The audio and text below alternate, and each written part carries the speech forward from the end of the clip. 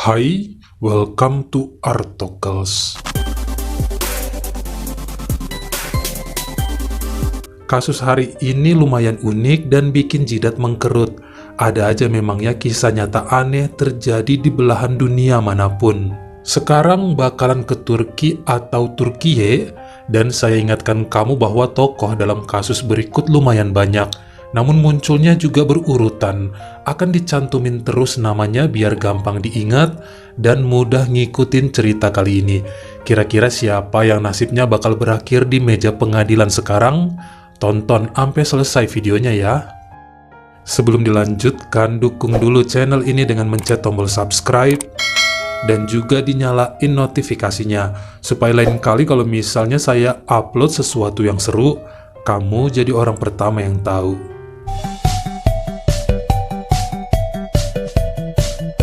Saya ajak kamu kenalan dengan seorang dokter yang bertugas di Rumah Sakit Medikana Bursa, Turki selama hampir 2 dekade dan lahir di kota Istanbul pada tahun 1953. Namanya Adli Şahin. Cukup dihormati oleh siapapun dan terkenal sangat ramah serta dicintai oleh rekan kerja maupun pasien-pasiennya. Dia menikah pada tahun 1983 dengan seorang perawat dan dikaruniai 2 putra pada tahun 1985 dan 1990, namanya Devrim serta Deniz.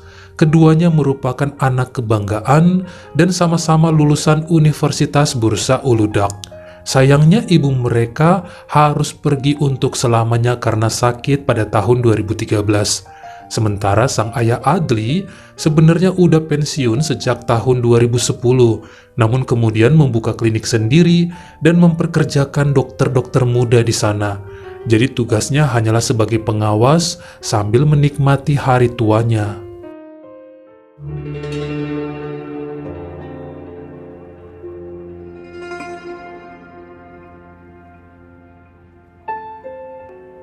Pada tahun 2015, Devrim sebagai anak sulung menikah dengan wanita bernama Nurten dan mereka pindah ke kota Trabzon.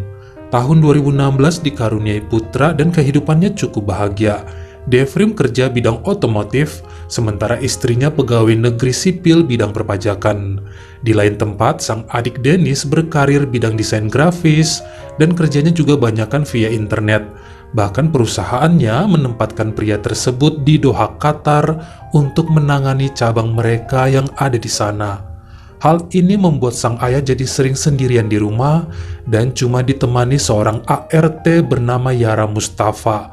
Walaupun Pak Adli jarang juga di rumah karena sibuk membantu klinik-kliniknya. Pada April 2016, ternyata sang ART cerita dia telah berpisah dengan suaminya dan hidup sendirian tanpa anak. Ini membuat Pak Adli berpikir untuk menikahi pelayannya tersebut. Selain tujuan ibadah, lelaki itu juga mikirnya biar ada yang ngurus dia nanti sewaktu renta. Saat ini masih sangat kuat meskipun uban udah numbuh di mana-mana. Atas persetujuan kedua putranya dan setelah perbincangan panjang, akhirnya mereka pun menikah pada Agustus 2016 saat usia Pak Adli 63 dan Yara 35 tahun. Bahkan setelahnya bepergian bulan madu ke beberapa negara di Eropa. Deniz juga beberapa kali masih nginap di rumah ayahnya kalau memang sedang berada di Turki. Dia cukup akrab dengan ibu tirinya dan senang aja melihat sang ayah kini ada yang jagain. Walaupun setahun setelahnya mereka yang berniat punya momongan namun tidak terkabulkan. Untungnya nggak saling menuntut dan Yara bisa bersikap tanpa banyak permintaan, sangat kalem. Bahkan menurut sudut pandang Deniz, ibu barunya itu terkadang attitude-nya masih seperti seorang ART, nurut dan manggut-manggut. Tapi dia yakin itu adalah sifat tulus Yara pada ayahnya yang dari dulu dihormati perempuan tersebut. Pada bulan November 2017, security di klinik milik Pak Adli menghembuskan nafas terakhir saat melindungi klinik dari beberapa maling. Hal ini sangat mengagetkan dan membuat tempat tersebut ditutup beberapa bulan. Walau pelaku kemudian ditangkap polisi, namun security itu meninggalkan anak dan istrinya dalam keadaan kesusahan. Namanya adalah Nehir Badem dan putranya yang berusia 5 tahun. Meskipun Pak Adli memberikan bantuan dana untuk mereka setelahnya, tapi dirasa kurang, sebab sebulan kemudian sering Nehir datang untuk meminta-minta uang lagi karena wanita ini nggak punya kerja dan wajib menafkahi anaknya.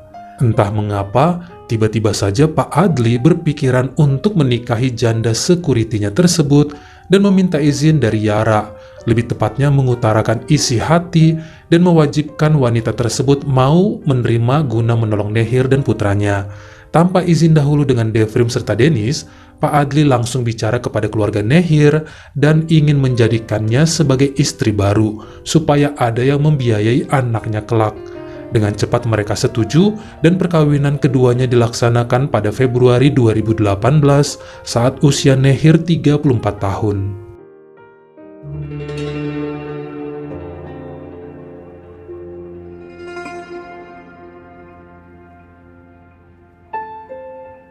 Sebenarnya baik Devrim dan Denis cukup kaget dengan pernikahan ayahnya kali ini, sebab nggak ada pemberitahuan dulu, tanpa mengundang mereka pula. Taunya juga belakangan, namun karena sang bapak duitnya banyak dan terkadang susah ditebak jalan pikirannya, mereka ikuti aja. Saat Denis mampir ke rumah juga dia sempat ya nanya-nanya perasaan Yara dengan kondisi saat ini. Tapi wanita itu bilangnya semua baik-baik dan cukup akur dengan istri baru suaminya. Denis juga kemudian tahu bahwa satu kamar di lantai atas ditempati oleh Nehir. Jadi sang ayah tiap malam gantian posisi tidurnya untuk memberlakukan azas penyamarataan serta keadilan sosial. Jika kita beralih, antara Devrim dan istrinya mulai terjadi keributan. Perusahaan tempat kerjanya bangkrut hingga pria ini sering konsumsi minuman keras karena menganggur. Udah cari kerja sana-sini tapi susah dapat. Pertengkaran dengan Nurten pun gak terelakkan, yang semakin hari malah semakin parah. Mediasi coba dilakukan untuk memperbaiki hubungan keduanya, namun semua nampak sulit karena pria tersebut juga suka main tangan. Mereka pun resmi berpisah pada bulan Mei 2018 dan sang istri mendapatkan hak asuh anak sepenuhnya. Kondisi ini membuat Devrim pulang ke rumah ayahnya di Bursa. Dia mau coba cari kerja di sana aja dan meninggalkan kota Trabzon. Walaupun Pak Adli kesel melihat putranya pulang dan gagal mempertahankan rumah tangganya. Mau gak mau diterima juga sebab Devrim gak punya uang sama sekali. Beberapa kali pria tersebut mencoba ikut ayahnya mengawasi klinik mereka yang baru buka lagi. Namun karena emang bukan keahliannya, Devrim jadi males kalau diajak. Adiknya juga coba ngasih beberapa lowongan kerja untuk sang abang, tapi banyak aja alasan untuk menolak. Usia udah ketuaan, background pendidikannya nggak cocok, gajinya terlalu kecil serta kendala lain yang ujung-ujungnya bikin lelaki itu sering minta uang bapaknya dan nongkrong sama teman-teman masa kuliahnya dulu, minum, main game, biliar, atau cuma makan tidur aja di rumah. Karena sering bertemu, Nehir sebagai istri terbaru ayahnya mulai tertarik pada Devrim, dan pria itu juga sengaja suka iseng ngegodain. Makanya terjadi hubungan secara tersembunyi di antara mereka yang bapaknya nggak tahu.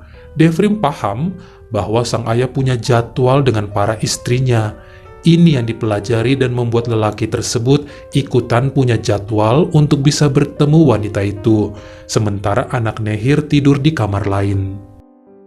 Bosan dengan keadaan ini membuat pria itu mulai mendekati ibu tiri pertamanya, Yara. Perempuan tersebut sejak dulu sangat menghormati Devrim, namun karena dipaksa makanya mau aja disuruh melayani. Hal ini terjadi selama berminggu bahkan berbulan-bulan tanpa diketahui ayahnya. Padahal sudah sering ya Pak Adli menyuruh putra sulungnya tersebut cari istri lagi lah, biar ada temen dan sampai kapan mau ngejomblo terus.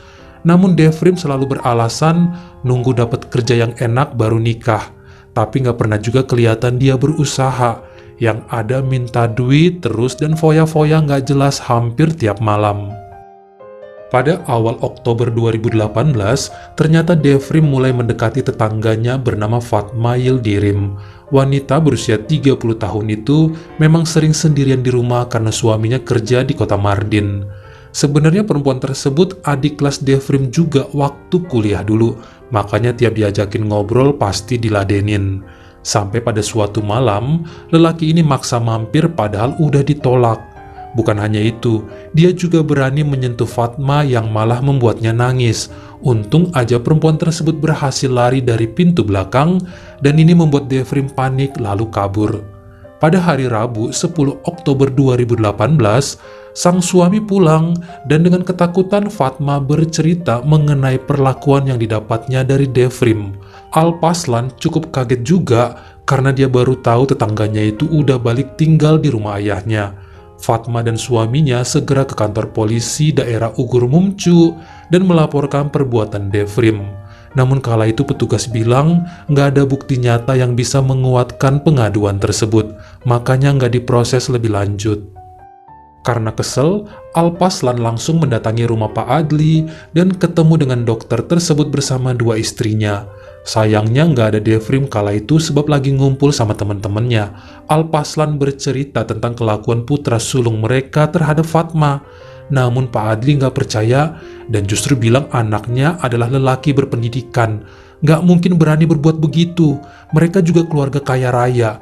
Dengan uangnya bisa aja dapet cewek manapun bahkan yang jauh lebih cantik dari Fatma.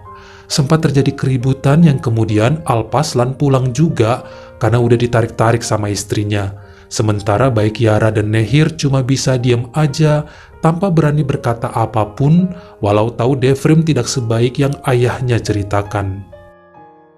Keesokan harinya Kamis 11 Oktober 2018 jam 2 siang, Alpaslan sengaja nggak berangkat kerja karena kasihan melihat Fatma yang demam.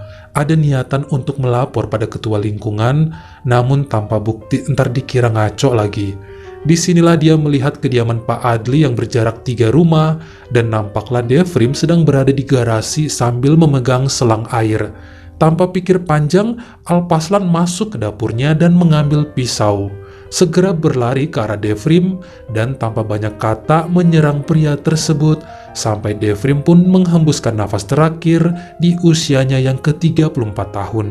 Karena beberapa tetangga kemudian muncul, Alpaslan bilang, "Tolong antarkan saya ke kantor polisi terdekat untuk menyerahkan diri."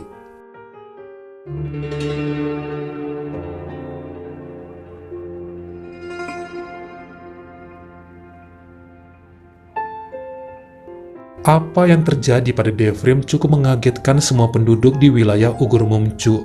Nggak terkecuali Pak Adli yang menyatakan Alpaslan pasti sengaja melakukannya sebab sejak dulu nggak suka sama putra sulungnya yang lebih sukses dibandingkan dia. Bahkan setelahnya menuduh Fatma mengarang cerita mengenai perbuatan Devrim terhadap dirinya. Namun kemudian wanita itu nangis dan bilang semua perkataannya jujur sebab buat apa dia berbohong, gak ada motif untuk nuduh tanpa alasan. Bahkan Pak Adli ngomong lagi, pasti Alpaslan dan istrinya niat mengada-ngada karena mau minta uang. Tapi karena gak kesampaian makanya Devrim pun diserang. Sekali lagi Fatma dengan berurai air mata mengatakan tidak kepikiran buat memeras, semua yang diucapkannya adalah benar. Dari sinilah penyidik kemudian mendapat kesaksian dari anaknya Fatma yang berkata jujur dan semua cocok dengan ucapan ibunya. Bahkan Yara bersama Nehir akhirnya bersaksi di pengadilan melawan Pak Adli dengan mengatakan Devrim tidaklah sesuci dan seterhormat yang ada di pikirannya. Mereka ceritakan semua kelakuan pria itu dan bagaimana akhirnya bisa kejebak cinta gelap dalam rumah besar mereka. Bahkan, Dennis juga terbang dari Qatar dan ikut bersaksi mengatakan bahwa dia putus dari pacarnya dulu karena kekasihnya sempat disentuh oleh abangnya, Devrim. Jadi ceweknya kabur dan gak mau kenal keluarga mereka lagi. Hal ini membuat Pak Adli kaget. Dia nggak nyangka kedua istrinya punya hubungan dengan Devrim. Dia nggak nyangka Dennis juga membenci abangnya. Justru selama ini, Pak Adli lebih sayang putra sulungnya dibanding si bungsu karena Devrim adalah gambaran dirinya yang rajin ibadah dan gampang kasihan sama perempuan. Nggak tahan melihat wanita susah. Mustahil anak pertamanya itu memperlakukan Fatma dengan jahat, padahal kan mereka juga dulu teman kuliah. Sampai-sampai Pak Adli kemudian menolak untuk hadir lagi di pengadilan karena merasa malu. Kabar ini juga terhembus ke telinga mantan istrinya Devrim yaitu Nurten. Dia ikut bersaksi dan bilang bahwa dulu pernah ada kejadian seorang gadis mengadu pada dirinya telah digagahi oleh Devrim. Ini sempat menjadi pertengkaran Nurten dengan mantan suaminya itu, dan mereka kemudian membayar gadis tersebut untuk tutup mulut. Dulu Nurten masih takut pisah karena ayahnya sakit-sakitan, tapi belakangan sikap Devrim makin kelewat batas dan sudah nggak bisa ditolerir, makanya mereka pisah. Wanita yang dimaksud oleh Nurten sempat dipanggil oleh pengadilan, namun menolak muncul dan hanya bisa dihubungi hakim melalui panggilan telepon. Sang pengacara Faisal Ok, yang juga merupakan pembela kaum jurnalis di Turki, menjelaskan pada jaksa bahwa apa yang diperbuat Alparslan merupakan keputusan terakhir yang muncul di kepalanya. Berbagai cara udah dicoba, lapor polisi dan mengadukan ke Pak Adli, namun semua nihil seakan hanya berita bohong yang mereka sampaikan. Sementara kehormatan istrinya hampir terenggut. Ini termasuk perlindungan diri yang paling tegas karena hukum sempat menutup mata atas penderitaan mereka. Menurut Faisal Ok, kliennya sangat pantas untuk dibebaskan sebab motifnya adalah jelas melindungi Fatma. Kalau bukan suami, siapa lagi yang akan menjaga kesucian seorang istri dari lelaki jahat seperti Devrim? Sampai pada akhir keputusan di Pengadilan Tinggi Kota Bursa per hari Rabu 20 Maret 2019, hakim dan juri mengumumkan bahwa Alparslan Yildirim yang berusia 35 tahun dinyatakan bersalah atas tindak kejahatan tingkat 2, yaitu menyerang karena melindungi istri yang menyebabkan nyawa orang lain melayang. Dirinya dikenakan hukuman 10 tahun penjara dan boleh bebas setelah menjalani 7 tahun kurungan. Bersama LSM Perlindungan Perempuan dan sang istri Fatma, pengacara Faisal Ok mengajukan banding ke Pengadilan Tinggi Negeri di Istanbul per bulan Juni 2019. Setelah menjalani persidangan sebanyak 6 kali, usaha mereka tidak sia-sia. Alparslan dinyatakan tidak bersalah dan boleh bebas, namun dirinya dikenakan wajib lapor selama 40 hari pertama. Sementara Pak Adli, walau didesak beberapa teman untuk melakukan banding juga atas kepergian putranya, dia nolak dan mengikhlaskan. Bahkan setelahnya beliau pisah dari Yara dan Nehir dan tinggal bersama Denny serta istri putra bungsunya itu. Bagaimana menurut kamu? Apa pantas Pak Alparslan dibebaskan mengingat nyawa Devrim sudah melayang? Kamu komen di bawah. Kalau kamu suka sama video ini, jangan lupa klik like serta tombol share-nya. Buat yang baru pertama kali mampir atau udah sering mampir tapi belum berlangganan, jangan lupa klik dulu tombol subscribe dan juga dinyalain notifikasinya, supaya lain kali kalau misalnya saya upload video baru, kamu jadi orang pertama yang tahu. Follow juga Instagram saya jika berkenan di Artokles S-nya 2, dan jangan lupa untuk nontonin semua video saya yang lainnya. Ingat ya, tetap jaga jari dan juga lidah kita supaya nggak nyakitin hati orang lain. Tetap juga semangat dalam menjalani hidup. Terima kasih.